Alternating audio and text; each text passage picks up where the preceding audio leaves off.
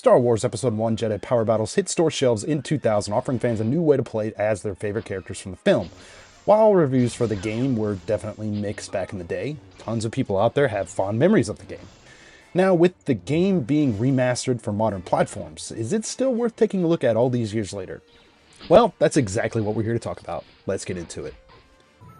Danny from the Famicast here. If you're new to the channel, please be sure to subscribe and turn on those notifications. Sound off in the comments down below, and we may read it out on our bi-weekly show called the Famicast. Of course, you can find this in written form over on our website, thefamicast.com. Today, though, we're taking a look at the Nintendo Switch version of Star Wars Episode 1 Jedi Power Battles in this review. Just as a note here, many of you out there may be grizzled vets who battled your way through this game back in the day on the PlayStation or Dreamcast, but for me, this is actually my first time tackling the game. So I just want to say here, this review isn't like a comparison of past versus present or anything like that, but just my impressions of playing and beating this game for the first time on the Switch. Jedi Power Battles takes place during the events of course, Star Wars Episode 1. The game spans 10 main levels, taking players to locations found in the movies, including Naboo, Tatooine, Coruscant, and more. Now, this new release from Aspyr retains everything that was found in the original with some enhancements. From the start, all the levels in the game are completely unlocked, including some bonus levels found in the original, and also the entire roster of characters from the original release, including unlockable characters are also there too. Additional lightsaber colors for some of the Jedi can also be found. Aspyr added 13 completely new characters to Jedi Power Battles, with one of the most notable inclusions being Jar Jar Binks. All these are actually characters that were already in the game as either non-playable characters or enemies. These aren't all melee based here either, as some have some kind of projectile weapon or blasters or something like that. While Aspyr could have just simply ported the game and been done with it without doing anything extra, fan service like this is pretty cool to see. Before being able to take a crack at all these characters, though, this is a bit of a slight spoiler, so fast forward about 10 seconds if you need to. You will have to beat the 10 original stages with at least one character. Jedi Power Battles has a slight learning curve, but you'll be carving up battle droids and other foes in no time. Each of the characters handle slightly differently, but feature the same basic range of moves. With Y, X, and A, these are used for your attacks, and B is used for jump. L is used for block, and R is used to lock onto enemies. Force powers can also be used with a combination of pressing ZR and X, A, or B, while pressing Y with ZR will use an item. Select here can also be used to change the HUD elements that appear on the screen, so you can make them be completely off or just kind of change them around a little bit. Honestly, the only thing I really didn't use with the controls here mainly is the lock-on mechanic. I didn't really find it too useful. Blocking and deflecting laser blasts with the Jedi characters feels absolutely fantastic. This is timing based and it does have some limits. Characters won't be able to indefinitely block attacks depending on basically the intensity and how much stuff is coming in at you. Now, once you get the timing down, sending the laser blasts back at enemies is not only satisfying, but it's also necessary for taking out select enemies in the game. The non-lightsaber wielding characters are pretty cool additions, but I found myself gravitating towards the Jedi. The blaster-based characters won't be able to spam long-range attacks here either, as these do have a slight cooldown. They also have melee-based attacks too for close range, so you're not just going to have to rely solely on the blaster there. Now, there are a lot of these type of characters in the game with all these new additions, so trying out which character you like is definitely a must. Although it's pretty easy to get the hang of, simply mashing buttons is not how the game was intended to be played. A number of different combo moves can be pulled off by specific button sequences. This can make for some really cool looking animations. Now, as fun and as cool as it is to see these, I found that these combos get broken up by enemy attacks, mainly because your foes seem to have kind of like a knack for attacking during wind-up phases and stuff like that. Of course, your mileage may vary with this, but I found that just mashing attacks or just going in with like a defensive mindset and short burst attacks was a more efficient way to play. Movement and combat feel pretty intuitive, however the platforming in the game can be a bit of a slog. With some practice, tricky sections can become easier, however some of the deaths can feel a little bit cheap here.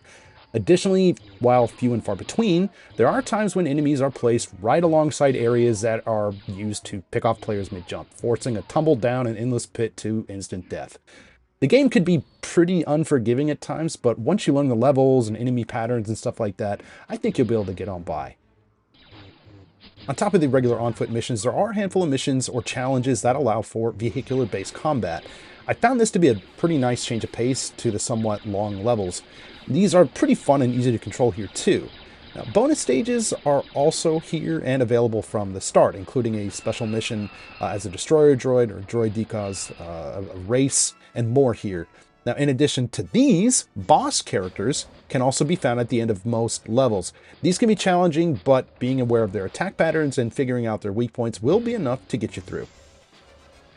Now, if you're like me and did not play Jedi Power Battles back in the day, some of the power-ups or even on-screen elements may be just a little bit confusing. Back when the game was originally released, players would have had the benefit of being able to check the game manual to see what things mean or what they do. While you can figure things out eventually, I always wish that with digital releases of remakes and stuff like this, I really wish they would come with some kind of a digital manual to alleviate any of this confusion.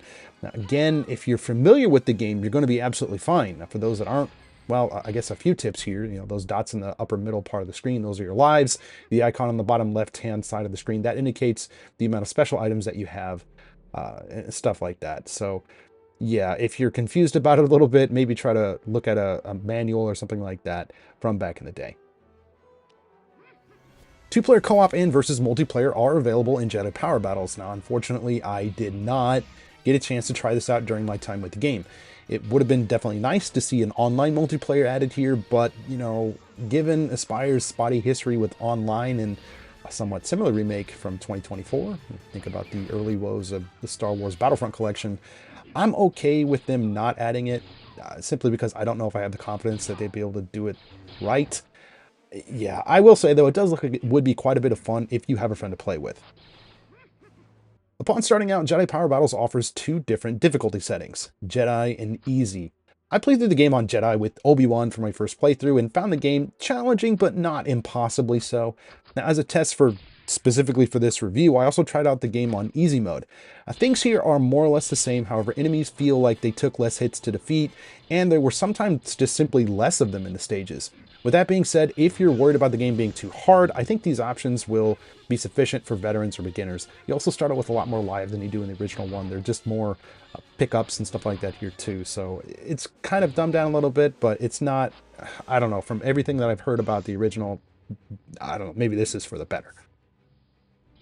On a somewhat related note here, in-game deaths can sometimes be a little bit confusing. Now, once you die, the game sometimes just immediately puts you back to the last checkpoint, which may sometimes leave you wondering how or why you died. And of course, sometimes things are really straightforward, so you get it. You get blasted down by an enemy or something like that. Yeah, sure.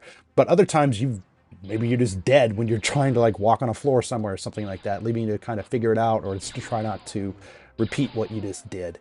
So that's kind of, I think, a carryover from just what this game was at the time. Again, you will eventually figure things out, but yeah, just be aware that these type of things may happen from time to time. Similar to the gameplay, Jedi Power Battles is a product of its time with some aspects of its visual appearance. The geometry of the levels, the environmental aspects, and the characters all retain a look and appearance of something that was released in 2000. I personally have no issue with this myself. Even with that said, developer Aspyr, I think, did a really good job cleaning up the game to make it look more modern. Character models and environments feature cleaned up textures and look pretty decent.